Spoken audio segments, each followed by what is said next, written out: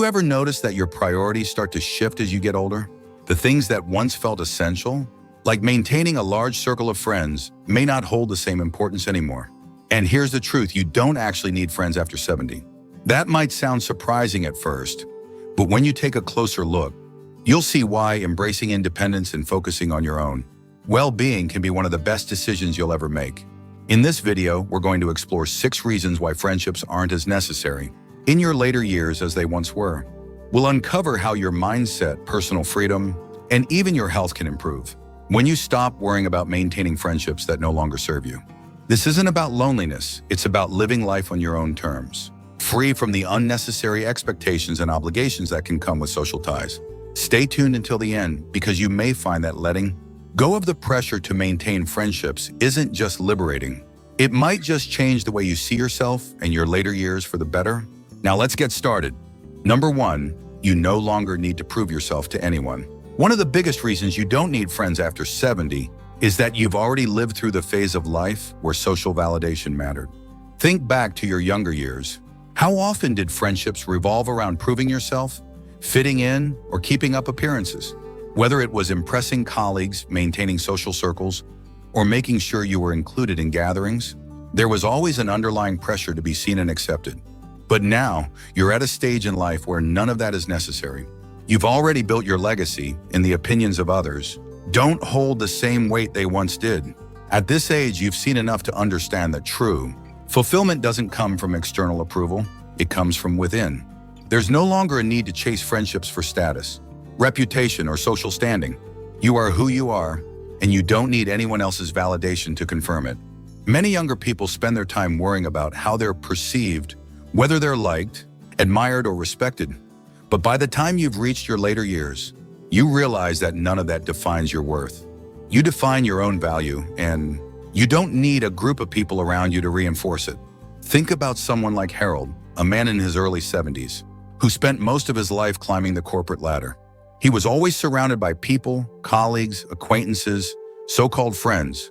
But most of those relationships were built on convenience, rather than genuine connection. The moment he retired, those friendships faded. At first, he felt the need to reach out, to keep those ties alive. But then he had a realization. Why should he put effort into friendships that only existed because of work? Why chase relationships that were never truly meaningful to begin with? Instead of trying to hold on to friendships out of habit, Harold shifted his focus inward. He started spending more time on personal hobbies, rediscovered old interests, and, most importantly, he stopped caring about impressing others. He found that without the pressure of maintaining friendships, he actually felt freer. No more forced small talk, no more social obligations, no more worrying about whether people liked him or not. He was simply living for himself, and for the first time in a long time, that felt good. And that's the key. When you no longer seek validation from others, you start to realize how much energy was wasted on friendships that didn't add real value to your life. You don't need to prove yourself to anyone anymore. You don't need to keep up with anyone else's expectations. The only person you need to answer to is yourself. Number 2, peace becomes more valuable than socializing. As you get older, something shifts. Peace starts to feel far more valuable than socializing. In your younger years, being around people might have felt like a necessity. The noise, the gatherings, the conversations, it all felt like part of a life well lived. But as time goes on, you start to appreciate something even more quiet. And not just any quiet, but the kind that allows you to truly be at ease, free from unnecessary drama, obligations, and social fatigue. Many friendships, even the good ones, come with a certain level of responsibility. There are phone calls to return, invitations to accept, and unspoken expectations to maintain contact. It's not that friendships are bad, it's just that, at a certain point, they can start to feel like more effort than they're worth.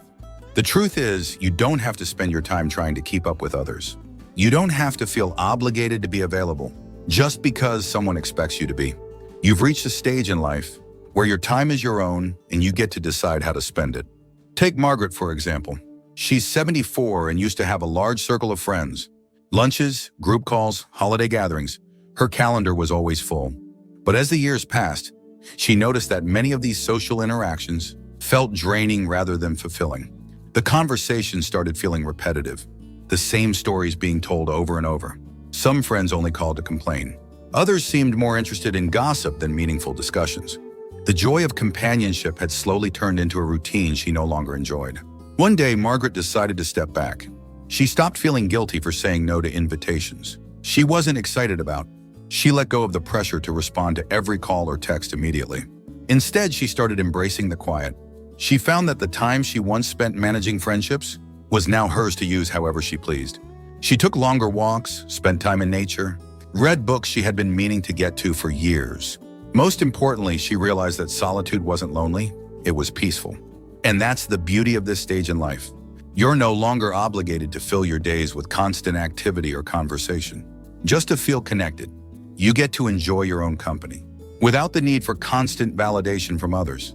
You get to choose peace over pressure, calm over chaos. So if you've ever felt guilty for pulling back from social obligations, remind yourself of this. You're not withdrawing from life. You're embracing a new kind of fulfillment, the kind that comes from within, the kind that doesn't rely on anyone else. And that kind of peace, it's something that only gets better with age. If you're still watching this video and finding these insights valuable, please comment number 2 below to let me know you're here. And if you haven't subscribed yet, I recommend you subscribe and turn on the bell so you don't miss any videos. Now let's move forward. Number 3, fewer friendships mean fewer disappointments. One of the hardest lessons in life is realizing that not everyone you call a friend is truly there for you.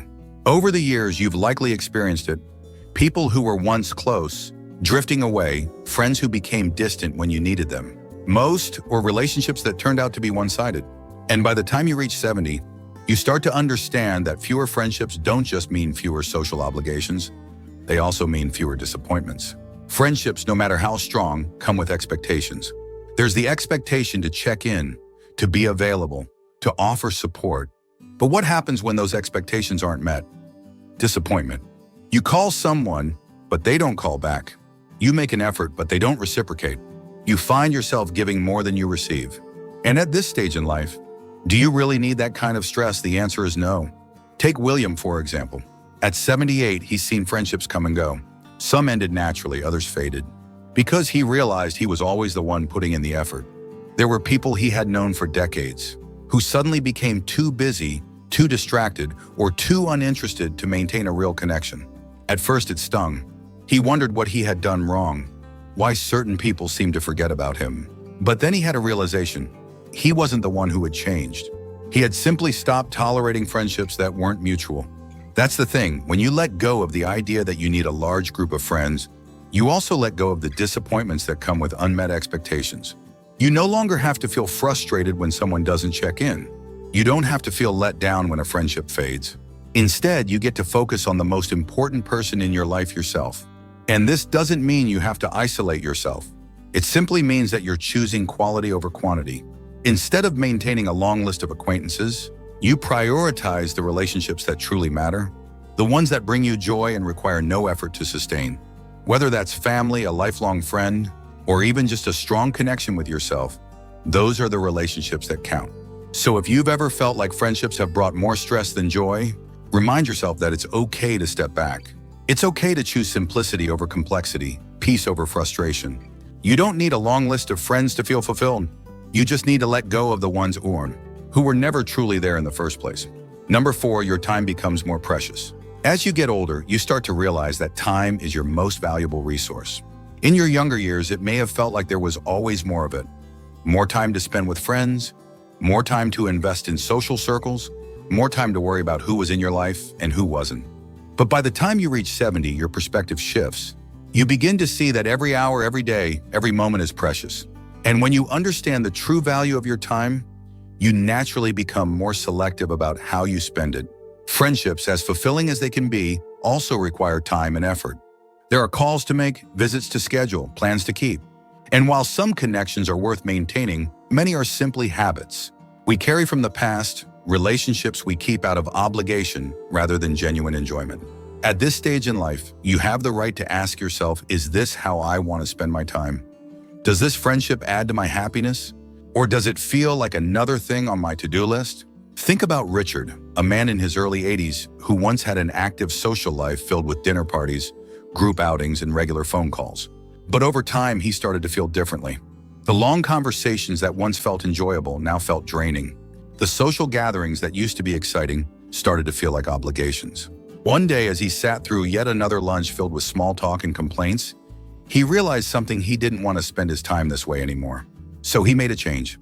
He stopped saying yes out of habit and started saying no when he didn't feel like going out. Instead of spending hours catching up on gossip or listening to complaints, he dedicated his time to things that truly brought him joy: reading, walking, learning new things, and simply enjoying the peace of his own company. And the surprising part, he didn't feel lonely. In fact, he felt more fulfilled than ever before because he was spending his time in ways that mattered to him, not in ways that others expected. That's the key. When you let go of unnecessary friendships, you gain something far more valuable: time for yourself. Time to do the things you love. Time to enjoy life at your own pace. Time to focus on your own happiness instead of trying to meet the needs of others. So if you ever find yourself questioning whether you should keep up with certain friendships, ask yourself, is this the best use of my time? Because at this stage in life, you don't owe your time to anyone. You've earned the right to use it however you choose. If you're still watching this video and finding these insights valuable, please comment number 4 below to let me know you're here. And if you haven't subscribed yet, I recommend you subscribe and turn on the bell so you don't miss any videos. Your support helps us continue creating good content to inform and inspire you. Now let's move forward. Number 5, true companionship comes from within. One of the biggest misconceptions about getting older is that you need a large circle of friends to be happy. But the truth is, the most important companionship you can have is the one you build with yourself. When you reach 70, you've spent decades learning, growing, and evolving. You know yourself better than anyone else ever could. And with that self-awareness comes an incredible realization: you are enough. For most of our lives, we're taught to seek companionship outside of ourselves. We're told that being social is the key to happiness, that loneliness is something to be feared. But there's a difference between being alone and being lonely. Some of the happiest people in their later years are those who have embraced solitude, not as isolation, but as an opportunity for self-discovery, reflection, and peace. Take Eleanor, for example. She's 76 and used to believe that she needed to surround herself with people to feel fulfilled. She was always making plans, checking in on friends, filling her days with activity. But after a while, she started to notice something. Despite being socially active, she often felt drained rather than uplifted. She realized that many of her friendships were based on routine, not genuine connection. And worse, she found that she was constantly adjusting herself to fit into conversations, to keep up with social expectations, to avoid feeling left out. Then one day she stopped. She decided to spend time with herself the way she would with a dear friend, doing things she loved, listening to her own thoughts, enjoying her own company. She took long walks without feeling the need to call anyone. She went to cafes with a book instead of making small talk. She spent quiet evenings reflecting on her life, instead of worrying about maintaining friendships out of obligation. And to her surprise, she felt lighter, happier, and more at peace than she had in years. That's what many people don't realize. True companionship isn't about how many people you have around you. It's about how comfortable you are with yourself. When you stop relying on others for entertainment, validation, or conversation, you unlock a level of freedom that most people never experience. You no longer need external distractions to fill your time. You become your own source of joy, wisdom, and fulfillment. And the beauty of this? When you truly enjoy your own company, you attract relationships that are effortless. Instead of chasing friendships out of loneliness, you find that the right people naturally come into your life. People who respect your space, who understand your values, who bring peace instead of pressure. So if you've ever worried that letting go of friendships might leave you feeling alone, remember this: the best company you can ever have is already with you. And when you embrace that, you'll realize you were never truly alone in the first place. Number 6, letting go opens the door to a more fulfilling life. One of the most powerful things you can do after 70 is let go. Let go of the pressure to maintain friendships that no longer bring joy.